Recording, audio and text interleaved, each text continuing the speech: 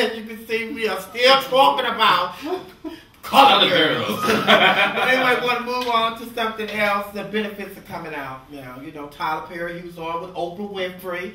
And, you know, he discussed how he was molested when he was a child. And then from that conversation, Oprah had 200 men to come to her audience. And they discussed, you know, them being molested as children. So, you know, what did you think about the show? One thing for me, I'm a little, and not to, you know, dilute anybody's story. Everybody's story is their story. I'm a little disheartened by anytime somebody's gay, it all has to be related to molestation. Well, I don't think there was there needs to be most of the people that spoke were not gay on the show. They were straight. That's the problem that I have, because I do know, like I was molested as a child, as well as I talked to some other friends of mine who were molested, but I didn't hear the voices of those people. And what I had a problem with is the one guy on there who's married, and his father is the one who molested him. And his father's still married to the mother. And they had that old issue. Now he has resentment. These are his biological parents? His biological parents. Now he has resentment. His resentment is going to be towards another gay person who has been dealt the same fate that he was dealt. You understand? Opposed to the father, who society is embracing every day, because he's the family man. But he was the predator who committed this crime. You get what I'm saying, on his own child. But he's accepted. But the gay person who was outcast. You get what I'm saying? They didn't address any of that on the show. Well, when I watched it, I didn't think it was informative at all. It wasn't anything that I could take from that. Because when you watch things, you try to take something from a show and apply it to your life, or especially when it's talking about issues, gay issues, or being molested and all that. I wasn't molested, so I can sympathize with people being molested, because I can imagine some of the things that they have to go through. But on that particular show, it was just people talking about their issues, and it wasn't anything informative to me about the show. It wasn't good to me at all. Oh, let me say this before you say your part.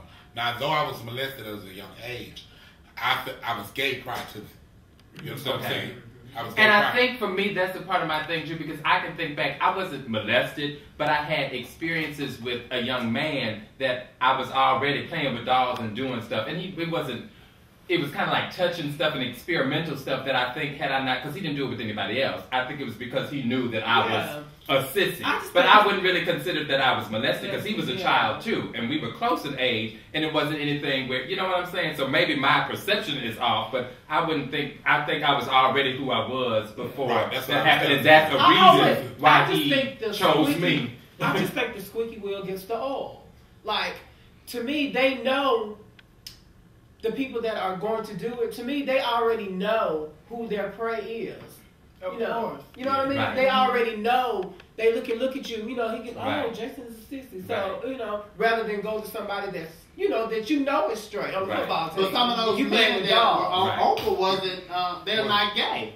So, and their predators picked them out. So how did they prey on them if they? And I guess that's probably something different. That would be safe to say that that's different. But I think part of it is, like she said, it's just like they court him. Like they see you and they know that you're probably going to be, he's a little sissy. So they don't just move in right away. They find out, they court you, they buy you things, they shower you with stuff. Oh, like Eddie Long. They treat you nice. Oh, we back on him? No, we're not. But then when she talk about molestation, it's like somebody, like a teenager taking advantage of a child, a grown person taking advantage of a child. So when it's like Jason was talking about two kids playing around, I don't think that's molestation. I just think it's two kids fooling around, so it's one's older than the other. I was watching the show with my mother, and she was just like disgusted. Like, she couldn't believe that they were actually talking like that on TV. And I was like, well, Mama, this is real life. These are the issues that we all have to, we have to face at one time. And she's like, I just don't think it was appropriate. I just don't think, men should be able to, men should want to come out like that. To me, I got from listening to her that my mother was holding something back. That we as, well, I won't say we as a community, but I guess the straight people hold some things back from us. Because to me, from listening to her, she felt like to me, she was speaking to me from the straight world, saying that, you know, all that shouldn't be discussed. Which You know, is a it valid shouldn't point, be and I think that discussed. some people do that, which is, even, we can go back to colored girls, even some of the issues that people have, that they had in the movie, people not really dealing with issues and not wanting to discuss things that may be hurtful or harmful or that other people may deem as negative.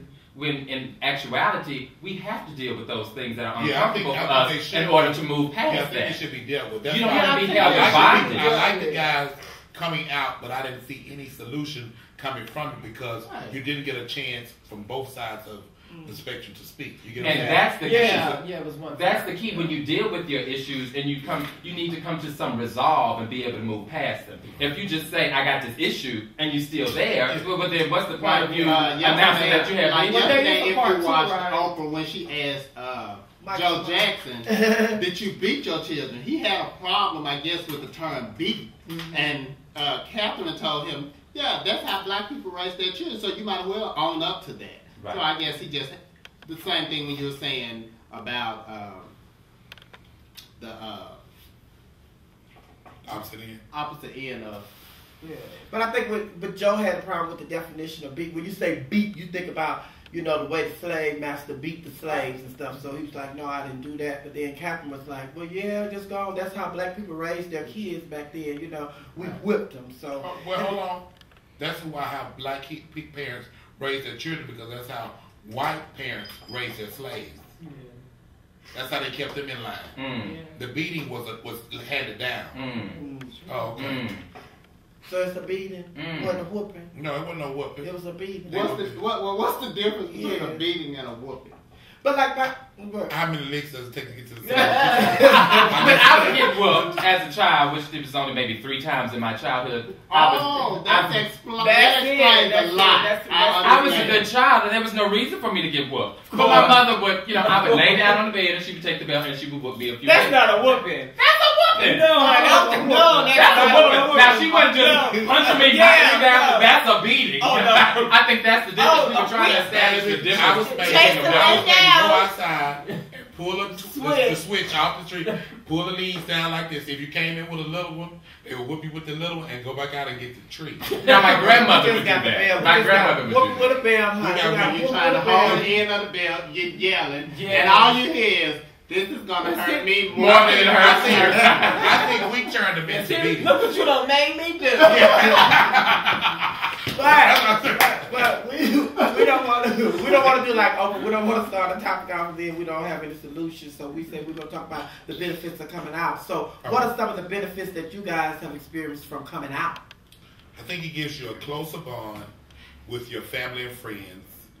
Once, because you're actually educating them on areas that they're great in and not understanding about your lifestyle, and it stops you to having to live 2 lives. Mm-hmm. You get what I'm saying? It frees you from living the 2 lives, changing your whole existence when you get ready to either go home for holidays or invite your family, because you have a whole other life that you cannot even share with your family. I also think that it encourages self-love, because once you accept the fact that you are who you are, and that this one thing that some people may deem negative is not necessarily negative for you and not even the only part of you, you can then grow to fully become able to love yourself and everything about you. I think it also forces other people to respect you. I know for me, you know, I travel in and out of, you know, the gay society and the heterosexual society, and I'm the same person everywhere I go. I get the same respect in the gay community that I do in the heterosexual community because of the way that I conduct myself and the way that I treat other people. So I think if you respect yourself first, others have no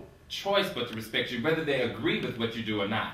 So I mean, what is coming out? Is this formal ceremony about? Because I don't understand the coming out. I think coming out is to me, you embracing who you are.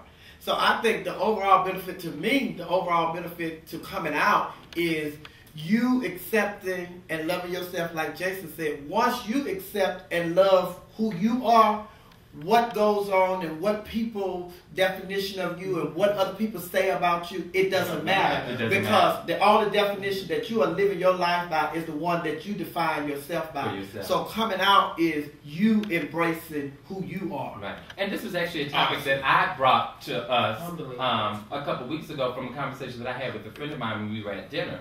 And as we were talking, he actually said that he doesn't really see any benefit to him coming out to society. And that kind of started our conversation. So I said to you guys, that might be something interesting to talk about. And even in talking, I think to you, or was it to you, one of you, and you said, well, the benefit is really to yourself, which is more important than to society. And really, when I thought about that, I was like, well, yeah, society really doesn't matter. That's really insignificant. See, my life really didn't start you. until I came out.